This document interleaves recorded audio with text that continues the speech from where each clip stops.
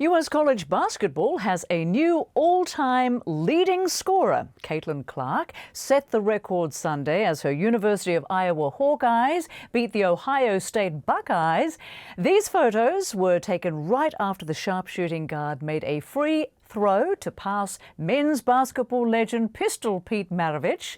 That's right, Clark now holds the record for most points scored by a woman or a man. Along the way, she's selling out arenas, bringing in impressive TV ratings and transcending the sport. Lisa Bluder is the head coach of women's basketball at the University of Iowa. She joins us now from Iowa City. Great to have you with us. It's a pleasure to be here. Thank you, Rosemary.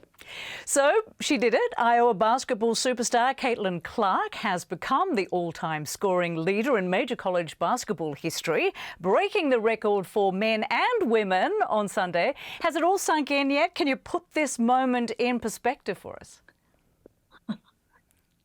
It's pretty surreal. And in fact, the whole year has been pretty surreal because she has just continued to break record after record after record. You know, first it was Kelsey Plum's record for the NCAA, and then Lynette Woodard's record for all-time women's scoring, and then of course Pete Maravich's record yesterday. And so she's and we have a lot of games to play yet. Yeah, indeed. And Caitlin has grabbed headlines all around the world. She has LeBron James, even President Biden, posting messages of congratulations. She's selling out away games. You've been a basketball coach for a long time now. Have you ever seen anything like this? What has this ride been like? I've never seen anything like it, just where one person can really capture the nation and really uplift our sport. And that's what is so exciting is with our program right now, you know, it's not only representing the University of Iowa or the Big Ten Conference, but it's really uplifting all women's sports across the country. And that's what we're really proud of. And Caitlin was inspired by Maya Moore and the greats who came before her. She is aware of her impact, of course, on young girls who want to follow in her footsteps. How impressed are you by her passion to give back? It's terrific. And that's what it's all about, really. I mean, she was that little girl that Maya Moore took time to come over and talk to her when she was that little girl, and Maya played for the Minnesota Lynx. And so now Caitlin is continuing to give back and pay that forward and trying to be that role model for little girls and, quite honestly, a lot of little boys across the country. And so I think it's just the one way that she can contribute to our game and keep promoting women's athletics. And the Hawks are setting TV ratings records this season. Viewers are tuning in like crazy to watch your team.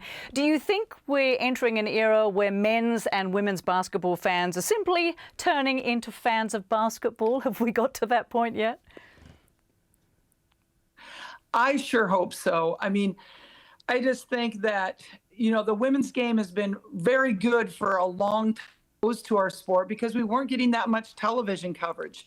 And now, since we are getting more television coverage, people are understanding, wow, these women are really good. They're really good at what they do, and it's a really fun style to watch, and it's a fun team to watch. And so I think that just the television exposure, quite honestly, has brought us some new fans that we didn't have before. And you still have some work to do. You mentioned that Iowa has the Big Ten tournament and NCAA championships left before Caitlin heads to the WNBA. What is your message to the team about blocking out the noise and reaching the ultimate goal of winning a title this year? Yeah, our goal is just to get better every day, and that's just to go out and win the next game. And we don't talk about winning the national title. You know, we just want to win the next game, and that's the first game in the Big Ten tournament on Friday night.